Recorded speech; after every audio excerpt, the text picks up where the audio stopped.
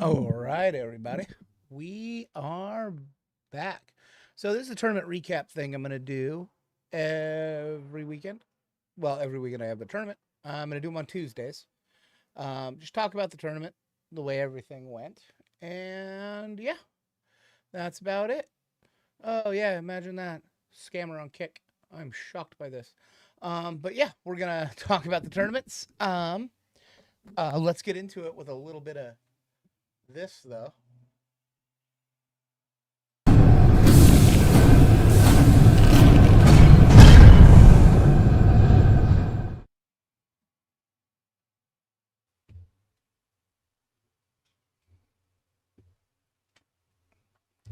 Colby Hopkins. You know, when you step up to the Warhammer table against me, you have a 22.3% chance of winning. And you couldn't handle that at Dicing Death. Not even your little lackey, Tanner Herbert, wanted to come and get some. You dodged me. You knew you couldn't beat me. So you had to go get Lucas.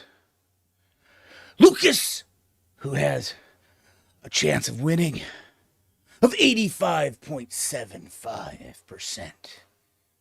You add that to your 22.3% chance of winning, Colby Hopkins.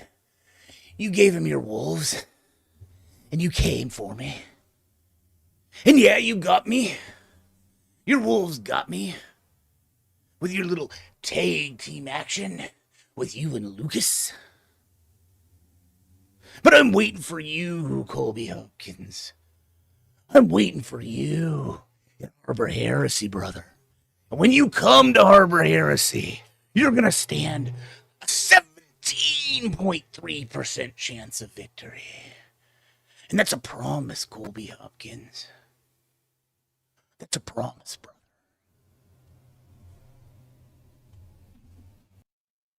All right. So I decided we're going to start cutting wrestling promos just to something fun to do. Make it a little more fun around the tabletop a little bit. Um, but yeah, so it was Dicing Death. It was run by John Adania. It was a great tournament. He did absolutely great. Terrain was amazing. While we're talking, I'll pull up some pictures here. Let me add an image here. This is what I forgot to do before I started. But yeah, let me give you an example of the terrain here. Let me do this, transform this, and yeah. So here's a great example of the terrain, table layouts. John did a really good job. He's got 30 tables now. I did have to bring mats and a couple tables, which I don't mind. I actually enjoy that, helping out the community and everything. So yeah, but that's a good view of the terrain. It's really quality. You can buy his terrain. The website is in the description. War Games Live was there. So Joe is awesome. He goes around and in his caravan, well, Winnebago, and does war game streaming. It's really awesome channel. So you should check it out.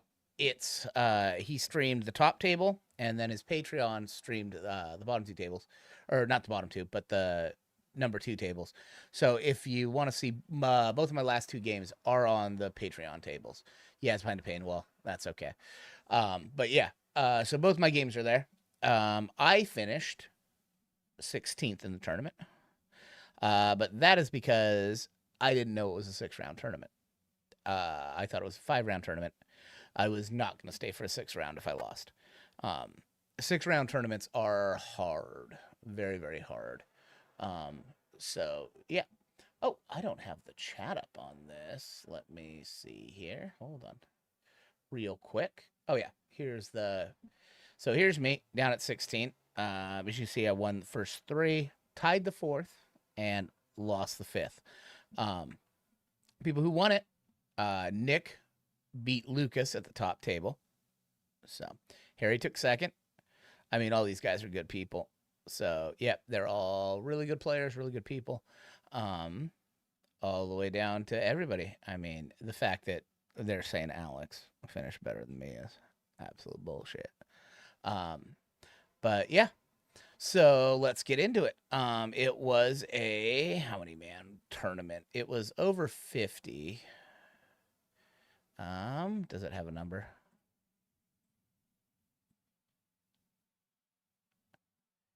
Does it have a number? So 59. It was at Lloyd Center in Portland. Portland has its problems.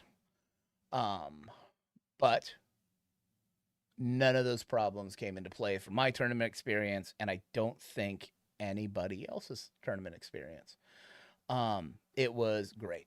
Terrain was great. I showed up early on Saturday. I stayed at my mom's. She lives on the way down there.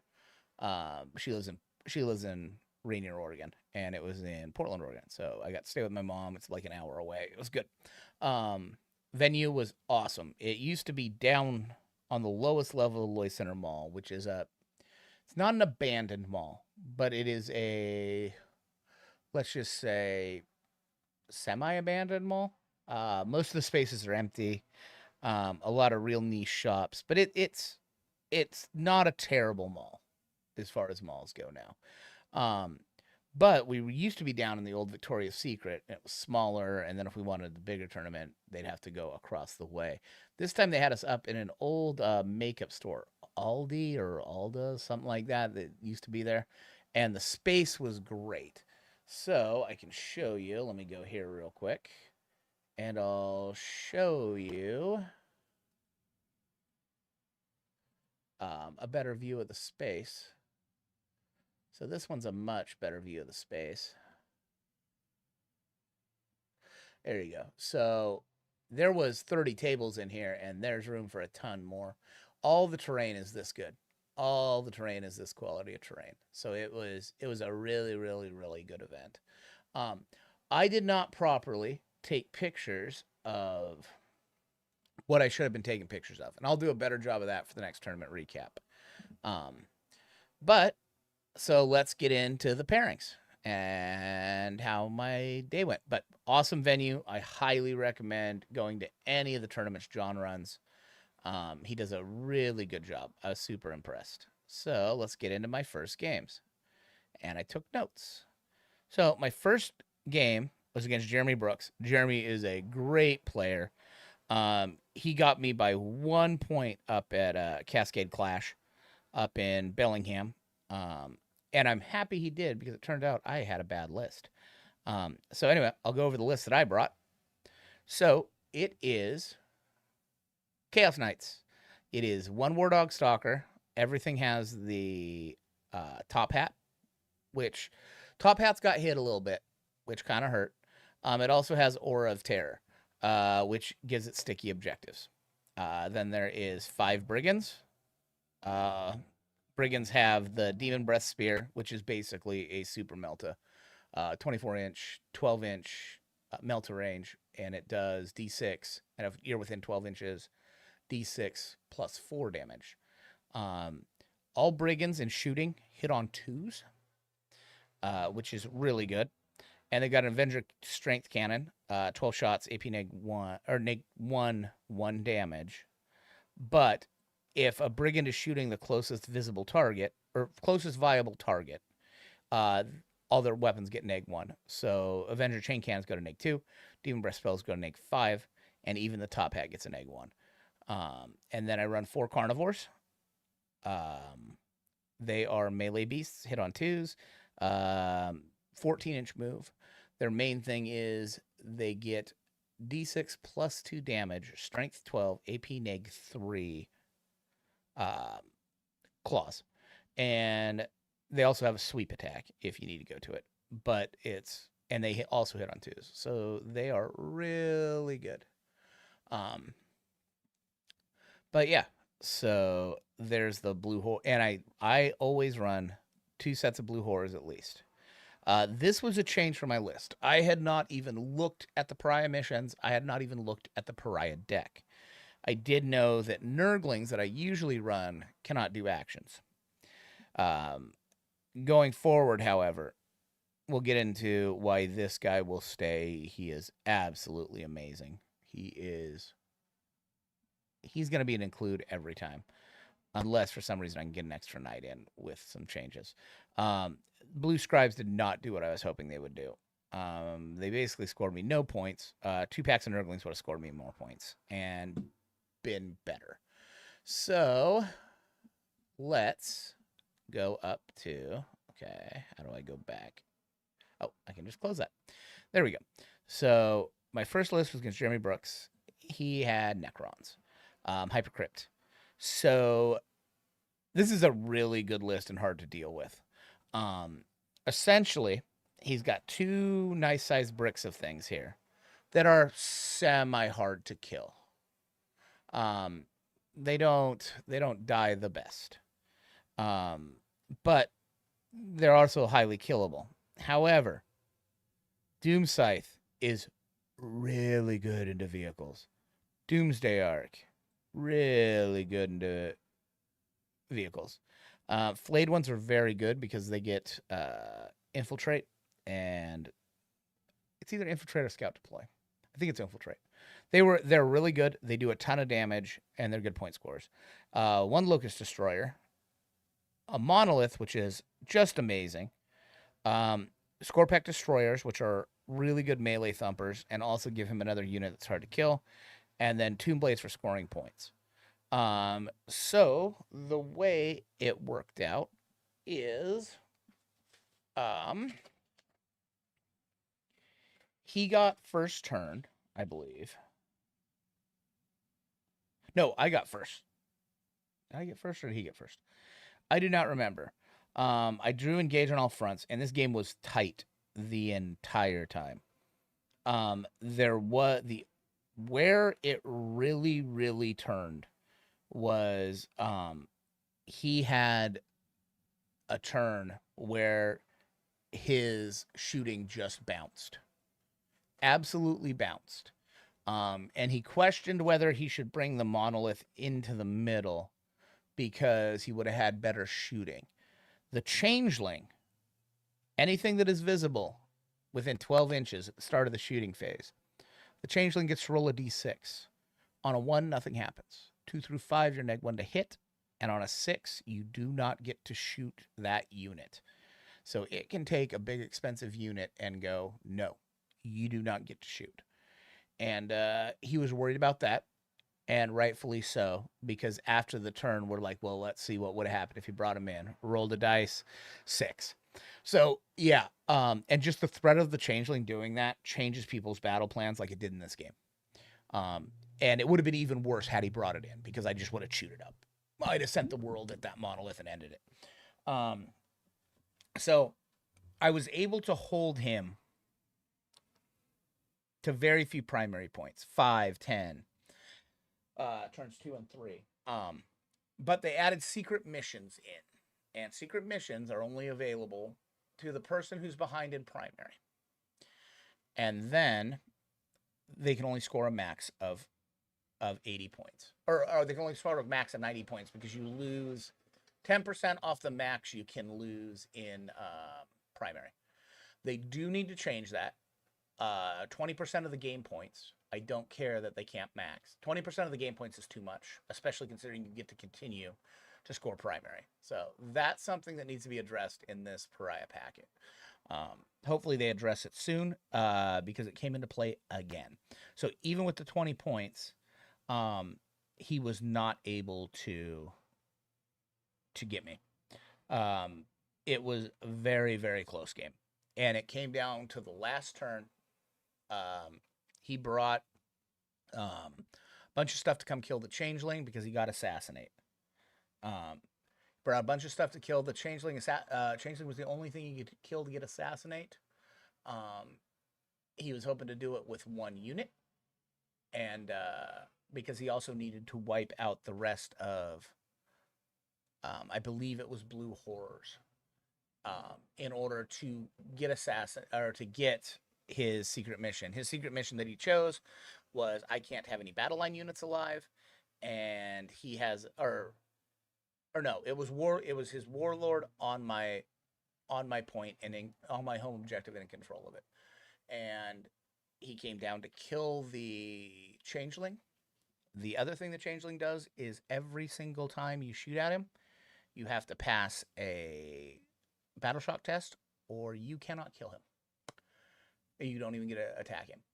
And he failed that battle shock test. So the changeling was amazing. Changeling won me that game. And the changeling also did great things in other games too. So changeling will be staying. So I managed to get a win there, which was great because he's a really good player and his list it deals with my knights really, really well. So then round two, it was me versus Jason Wimmer with Astartes. And next tournament, I'm figuring out how to do all this. So I'll get pictures of all of this for next time. I will remember to do all that, and it'll be much, much better. So he had Space Marine, Salamander, Strike Force, Firestorm, Assault Force. Everything can shoot and advance and shoot. A lot of flamer stuff, a lot of melter stuff. My buddy Marty plays this a lot, so I knew exactly how to handle this. Not in Pariah Nexus, because I hadn't played in Pariah Nexus. So he comes with Adrax, who messes with a bunch of OC. Vulcan, who also messes with OC, basically meaning once he gets the 2 bricks with Vulcan and Adrax on objectives, he usually holds them. Chaos Knights have the ability to absolutely melt Marines, so that was not as powerful as it would be against other stuff. He brings a Biologus, Apothecary, and he puts it in Eradicator squads to give him lethals. And these are the 2 blocks that the other guys go with. And he had a couple of Plasma Inceptors. I think he thought the Plasma Inceptors would do more into Knights. They don't. Yes, they get a reroll, but they're still hitting on 5s, and it takes 4 of them to kill a knight overcharge, so that's not going to happen. Infiltrator squads guard his back. Infiltrator squads grab the side. Land Raider, repulsor that he puts stuff in, and 2 scout squads. And the Storm Speeder Thunderstrike to give +1 to wound on vehicles and things if the Storm Speeder shoots it first. So he ends up going first in this game, I believe. Let me look at this.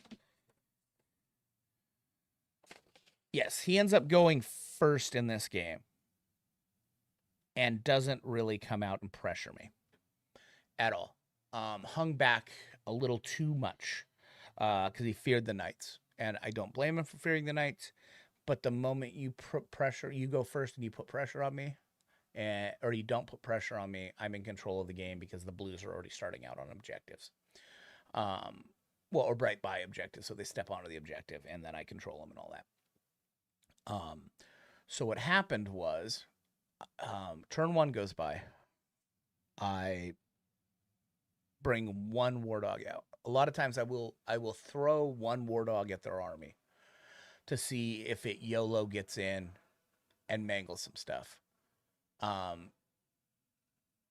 go to charge with it, and the Land Raider overwatches, which I know it's got flamers on it. It manages on 2d6, wounding on 5s, to get 6 wounds through. I didn't save 1 of them, and the knight just died. And I'm like, okay, so that happened. But he didn't pressure me. Turn 1, so I'm already in the driver's seat of the game. Oh, by the way, every single one of my opponents in this tournament was fucking awesome. I didn't have a bad opponent. They were all great. They were outstanding opponents. Then turn 2, he doesn't pressure hard again. He just goes for those 2 little objectives. And at that point, there is essentially not much he can do to keep me from winning the game and max scoring. So he went to go take the 2 objectives in his, and then everything started all the Chaos Knights started collapsing down on him, while keeping plenty of Chaos Knights in the back in reserves to hold stuff. And then it just went boom, boom, boom, boom, boom. And he ended up scoring 75 points. But I was able to take away his primary just repeatedly. It was this was the one where you got four. I think it was 4 per. And I held him to 4 the first turn, 2 the second because he had characters on it, or it was characters or some kind of action to grab an extra 2.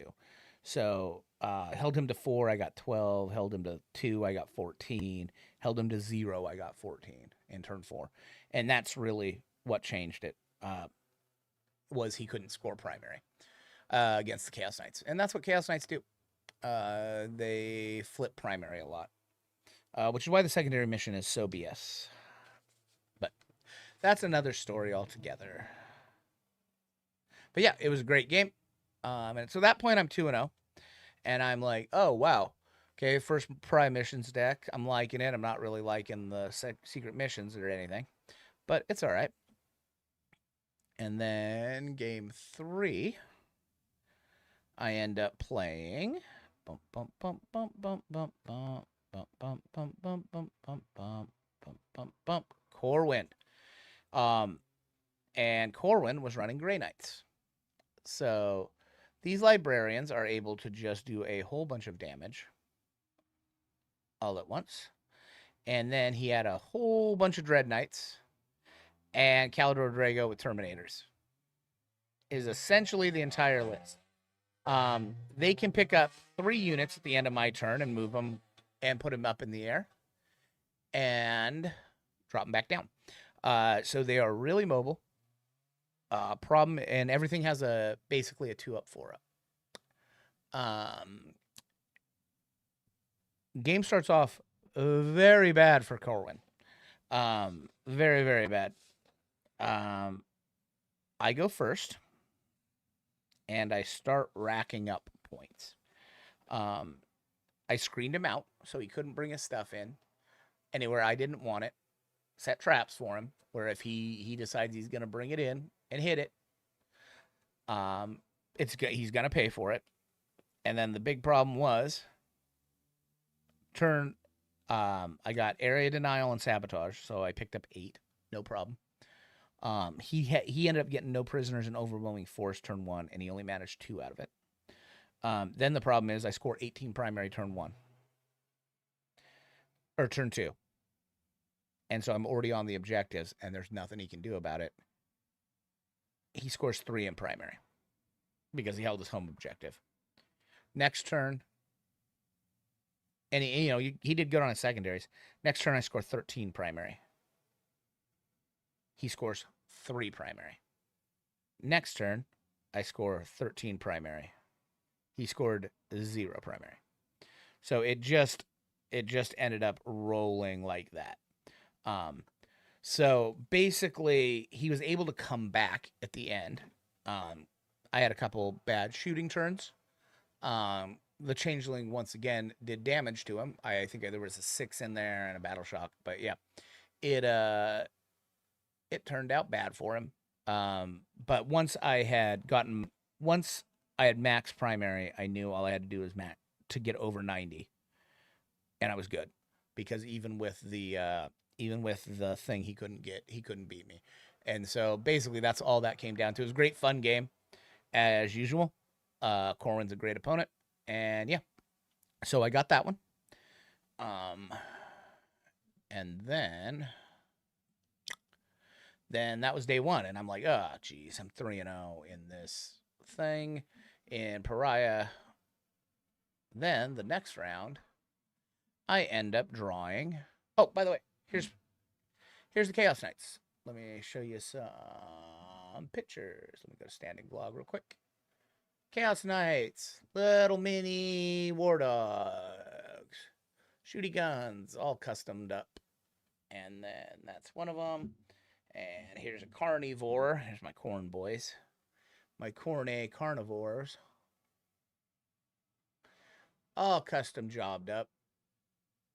So, yep. And then I would consider this guy to be Los MVP of the entire tournament. Bunk, bunk, bunk. The Changeling. So, yeah. Anyway, it was so that was day one. I was tired, I was sore, I was hurting. Come back for day two and draw Thousand Suns. Pretty typical Thousand Suns list. Aramon, bunch of sorcerers, Infernal Masters. Infernal Masters are so good. Magnus, Rubrics, the standard. 2 Mutileth Vortex Beasts, which usually guys only run 1. 2 2-packs of Chaos Spawn, and 1 pack of Cultists. So the way I felt to beat this was get as much Battle Shock out as I can with the Chaos Knights. If something's Battle Shocked, they do not score Cabal Ritual points, which is their main mechanic that they need for doing a lot of their good stuff. Do that. Kill off as many scoring units as I can. Oh, and he had a big pack of Zanquil. So that's my option. So that's my options. I had 2 turn 1 charges into Thousand Suns Chaos Spawn with my. Oh, I put it on the wrong thing. Here we go. Game stream. I had 2 charges into his Chaos Spawn. Could not get to the Mutilix Vortex Beasts because he had put them up on the front line, and I told him please don't do that. If you do that, I will charge them, and this will be a very short and very bad game. It was table quarters, so I was well within my charge distance, and I was like, don't put anything you don't like right there because I will get to it. I will charge it. I will kill it. So he moved everything around, and that's kind of the way I play. I don't care that much about winning. I would rather have a good, fun game without playing Gotcha Hammer. If I do win a tournament, I don't want it to be because my opponent forgot to do something or left something against a wall so my knights could charge it or things like that. I don't like that. I don't think that's a fun experience for anyone involved. And yeah, that's kind of my feelings on it. So I was like, you don't want to put that there. Please don't put that there.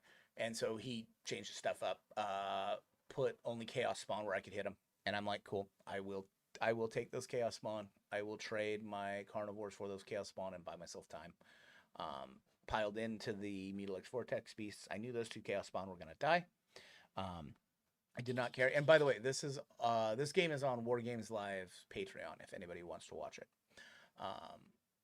Exactly. It went not quite as good as that part went fine. It was the next turn when the other Carnivores and other things went at the Chaos Spawn, or the Mutilix Vortex Beast, that he just went, oh, that's a 5-up. Cool. 5-up invul. And then, oh, you got wounds through? Okay, I'll 5-up feel no pain 6 out of 8 of them. And that's kind of how the game went for me, where I was having to work my ass off, play everything, play my ass off with everything. The late in the game, the only thing I have left, bottom of 4. No, top of 5. The only thing I have left is a single Chaos Knight Shooty Boy Brigand on 6 wounds. The Changeling, and one little tiny Brimstone Horror that the blue split into, and a pack of blue horrors. No, haven't got to Lucas yet. And all I had was a pack of blues on a far back objective, and then and so I thought when he took a secret mission, because once again I just primaried him to death, absolutely murdered him on primary, murked him. He had 54 points at the end of the game if it wasn't for the secret mission. So yeah, just killed him on primary brutally. And I knew he was taking a secret mission, and there was 2 secret missions he could take. One was he had to kill every one of my battle line units, and he had to decide this in turn 3, and I still had quite a few battle line units on the field. Or his warlord is on my home objective, which is the one that Jeremy took first round. So I'm like, okay, I know that's what he's gonna do. He's gonna take the warlord because I've got a lot of battle line units. And I'm like, okay, I have one little brigand left. I need to go ahead. And just try to eat Magnus. So I throw that. I put him like 6 inches away from Magnus, and I unload on him. And he absolutely annihilates Magnus, even with his saves. He's flipping saves. It did not matter. He absolutely annihilates Magnus, putting Magnus to 2 wounds. And at that point, it's a simple matter of charging and then tank shocking. And Magnus go boom. So I figure I've got the game. And I'm like, was that the secret mission you chose? And at this point, I can't do anything about his secret mission. So he flips it over, and it's the other one. And I go, you do know that the blues are battle line, right? And he's like, I didn't know that, or I would have taken the Magnus mission, but he had enough to get the blues dead. And so he was able to get the secret mission, and that got him the game, or that got him a perfect tie. So yeah, it was a very good game. He's a great opponent. He was on stream, and so he was nervous. And he's like, I hope I didn't mess everything up and the internet's going to kill me. And I'm like, dude, the internet does not kill people who accidentally make mistakes on streams. If you guys see people going after people on stream, it's not because they made a simple mistake.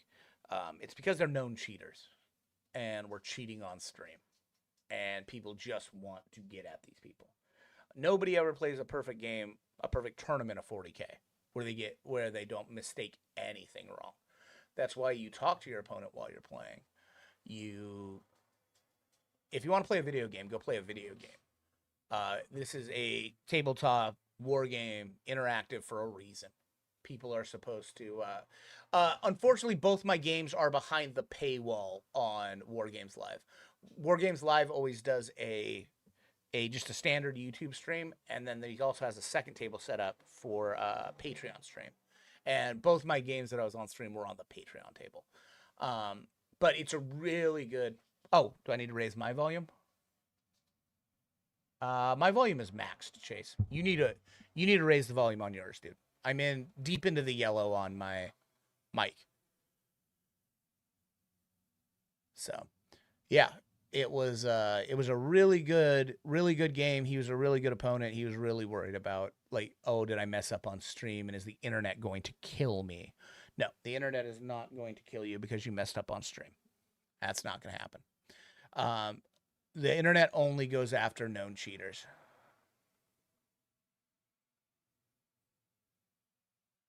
I can't hear you. Okay, my volume on my end. Can you not hear anything, Chase? Because my gain is completely up, and it is in the green and yellow. High end of the green and yellow anytime I say anything. Let me try some mic gain here. No, that mic gain is all the way up. Is that a little better? I mean, it is cranked all the way to the max. Okay. So, yeah. But, yeah, it was a really good tournament. It was awesome. And he was a great opponent. So, that was that game. And then I had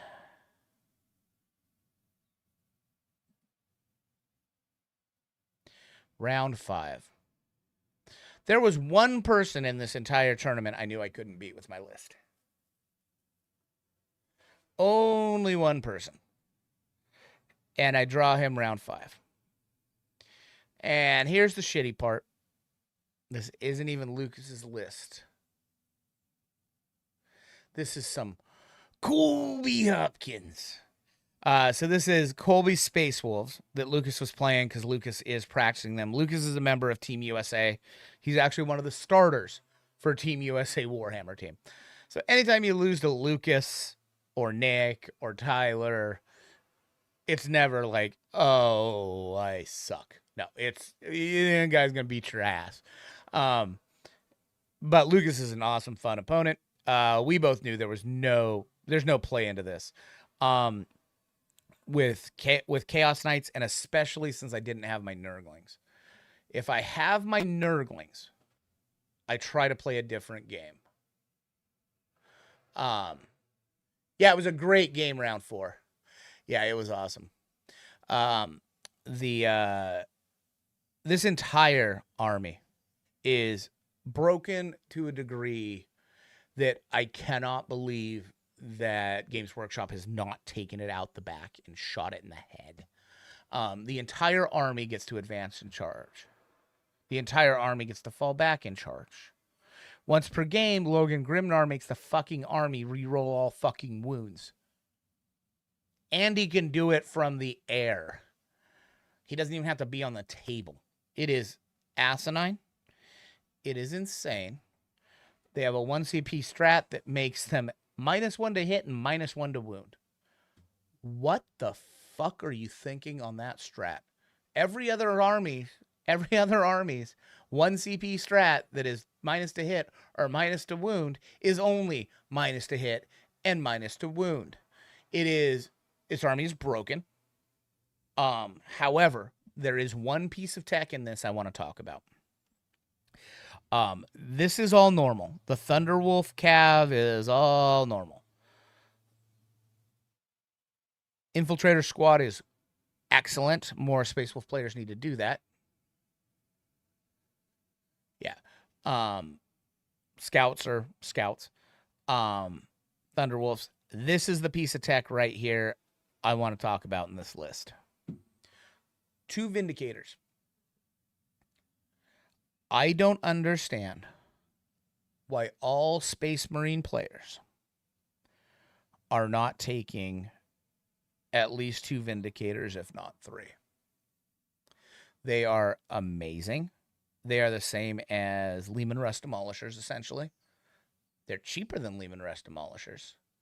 And because of Space Marines, you can pick a target and reroll all hits and wounds. They are a little bit of a lottery ticket. And in me and Lucas's game, we saw both sides of it. First turn, they didn't even pick up a single dog, and they had full rerolls on it. I just rotated Ion Shield and went, nope. But then next turn, each one picked up a dog. So they are D6 plus 3 number of shots, hitting on 3s. You can reroll all if it's reroll all hits if it's an oath target. They are neg 3 D6 damage, and they can shoot the target they're engaged with in melee, or they can shoot out of melee with no penalties. They are really good. They are really cheap. They are just awesome. I think that's a tech that more Space Marine players need to really, really, really look at. But yeah, and the main reason I didn't play this, I just put everything on the line and just went, hoping I'd hit a 10-inch charge turn 1 and get stuff in. It didn't happen. I knew that was my only play in this game because I didn't have the Nurglings. One thing that this army here really struggles with is getting caught up and counterpunched. Chaos Knights have the ability to counterpunch and kill it. Oh yeah, and did I mention anything on the charge in this army is +1 to wound? And you have fall back and charge, which fall back doesn't mean you're falling backwards. It means you can fall forward and charge. It's dumb. It's dumb. It's big dumb. This army's broken. I might paint it and play it. I don't know. I'm highly thinking about painting and playing this. It's really good. Really, really, really good. But the main reason I can't handle it, so I can beat this list, not a player of Lucas's skill. If it's a mid-table player, or lower, and they're playing this, and I have the Nurglings in the list, I can beat this list because they can't wipe out a pack of blues very well with the Thunderwolves. And basically anything in this army is going to struggle to kill the blues because Nurglings have an aura of -1 to hit in melee, and the blues have a 4-up invuln and split on 4s, and there isn't enough attacks in any of this to take out a pack of blues at -1 to wound. And you can screen across and all that good stuff. Could I beat Lucas even with the Nurglings? No. Lucas is too good of a player. It has to be a player of lesser skill than me to beat them. For me to beat them with this army. This is a hard counter to Chaos Knights, and it's a hard counter to almost everything. And it got better because its real threat is Thousand Suns, and Thousand Suns got a little nerf, and I don't know in the last data slate. And I do not know why they did not nerf the Thunderwolf spam. But yeah, and so Lucas got me. I knew Lucas was going to get me. And so then I just hung out and waited for Josh to finish his game. I'd already told him, hey, listen, if I lose, I'm taking off after round 5. Take on Knights list to take big Knights, very difficult. Yeah. Armiger list, they just outtrade your tanks, Chase. Yeah, always. No, even with the new rules, it's probably even worse because in Pariah, there is all kinds of bonuses in the missions for battle line units. And out of the 14 units in my battle line, 12 of them, or in my army, 12 of them are battle line, including my character. And so the only thing in the list that I just brought that isn't battle line is the Changeling and the Blue Scribes. So changes I'm going to make. I'm looking at, now that I've played a full tournament of Pariah, I do realize that the Nurglings need to come back in. They can score the points that I would need them to score. They're extra activations. They are extra screening. The -1 to hit is huge. And the Blue Scribes just did not do what I wanted the Blue Scribes to do. So the Blue Scribes do a nice little mortal wound bomb to everything around them. It's getting them in position. They have lone omp, and I was hoping they'd go score points for me, but they have a big base against decent players. Decent players screen properly. I just was not impressed with the Blue Scribes. So they basically, the things you need the Blue Scribes for, the Nurglings can do. Behind enemy lines, etc. And the Nurglings can do that better than the Blue Scribes. And cheaper, and they've got more versatility. So, but yeah, that's what I'm gonna change. The tournament was awesome. John did an amazing job. Like I said, if you want to buy terrain from him, his website is in the YouTube description. And literally the best streaming of Warhammer games is War Games Live, and he was there. So it is great because he was up at Charity Hammer the weekend before, and it worked out good because then he got to hit this on the way down, and I didn't get a chance to talk to him after, so I don't know where he's headed off to next. But basically every weekend he is streaming a Warhammer tournament somewhere around the country. So, and he's a good dude, and he does great work, and it is the best stream out there, period. The end. There isn't anything that comes close. So yeah, it was an excellent tournament. Let's go back to the standings and placings. So I ended up finishing 16th, but would not have finished 16th. Probably would have finished, let's see, because there's a whole nother game there. I finished first out of everybody that didn't play 6 games. So my guess is I probably would have finished 12th, probably just behind Ryan. Oh no, I'd have finished. Yeah, probably just behind Ryan. Ryan didn't play a 6th game either. So I probably would have finished top 10, I imagine. Depends who I played. But out of all of these guys, Yeah, because the other guy tied. Oh, good. He ended up winning his round 5. That's cool. Yeah, he didn't play at round 6, so it looks like only 6 players played the final round. Um, Note to tournament organizers: nobody wants to play the 6th round. I mean, if you're looking at a 124-man tournament or so, 6th round, people really want to play that 6th round because they want to win that tournament. Um, Anything under that, players just don't want to play it. I've been at Chase's events where we were going to have this same situation where after 5 you were going to have multiple undefeateds, and all of the me and the other 3 undefeateds uh, went and huddled up in a corner and went, listen, do you guys want to play round 6? No. So whoever wins this round will just fuck her where she lays. Like whoever comes in first place after this battle, just fuck it. That's who's gonna win because nobody wants to play round 6. So yeah, it's just a thing. People don't like 6 rounds. It's too hard on the body. People want to go home. Yeah, but other than it being a 6-round tournament, everything about this tournament was excellent.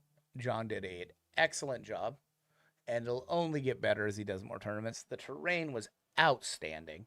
So, and thank you to Alex Henderson for driving all my terrain back so I didn't have to stay my terrain and mats back. He's going to bring them back for Harbor so that I did not have to stay an extra 3 to 4 hours because I was hurting. My body is not accustomed to playing these games anymore. I'd taken not so much time off, but just I'd only been going to a tournament every month or two. And that's probably going to continue through the year that I don't play in too many tournaments. I know John's got another tournament end of November that I definitely will be playing in. We have Harbor Heresy October 18th, 19th that we'll be playing in. And I'll tell you where the tickets and all that are. Boop, boom, boom, boom, boom, boom, boom. So here's my 2 tournaments coming up. December 7th, we got Slaneshmith, December 7th and 8th. There is still tickets available. I'm going to do a push on it here shortly. So if you want in, grab them fairly soon. Plus I have to pay for the venue. So if you want Slaneshmith tickets, this is a big one on the west side. And it's in December. It's in Ocean Shores. It's a great event. And then Harbor Heresy, starting to fill a little bit. It's not until when is it? When is it? It is 18th and 19th of October. And yeah, it's starting to fill up. I don't care. It'll probably get to about 30, 32, anywhere between like 30 and 40. So, yeah, that is the tournaments coming up. And yeah, it was a great event. Yeah, this is how many tournaments I run. A lot of them. So, not so many this year. Haven't had to. But yeah, Mary Slaneshmith always has over 100 signups and usually gets down around 100 by the time people drop and everything. So, I will see all you guys later. Oh, no way anybody was sticking around for round 6. That round 6 is bad. But hey, you went undefeated. That's great. So yeah. Anyway, everybody have a good one. I will probably do a stream here in a couple hours, and then if Chase and Terry want to do more Space Marine tonight, I've been enjoying that. So I'm probably gonna eat dinner, relax for a minute, maybe take an ice bath, and then play something, and then probably play with Chase and Terry tonight. So thanks a bunch, guys. If you haven't checked it out, there is a wrestling promo that I cut on Colby Hopkins. We played it at the beginning of this, and it's got its own YouTube thing. I will do better on this. This is the first time I've done tournament recap, so I will do better on this going forward. Where are you? I did watch your videos. I'll talk to you in Discord after this. But yeah, the what was I going to say? I will take pictures of every game, so that way it's all done right, so you guys get a better understanding of like the tables. And I'll probably do it. What I'm intending to do is take a good picture at the start of every person's round, so that way we can go through and go, here's what it looked like. Boom, boom, boom. Here's where this went. Here's where it disappeared, etc. But I wanted to start doing this, so basically I'm going to do it on Tuesdays because I realized a lot of the events I might not actually be home Monday. Because if they're too far, if it's in Spokane, I'm probably driving back after Saturday if it's a 5-rounder. But if it's Boise, I'm not going to drive back after the event, you know. Um, Basically, if it's more than 3 hours away, I'm not driving back after the event. I'm staying Monday night and then driving back in the morning.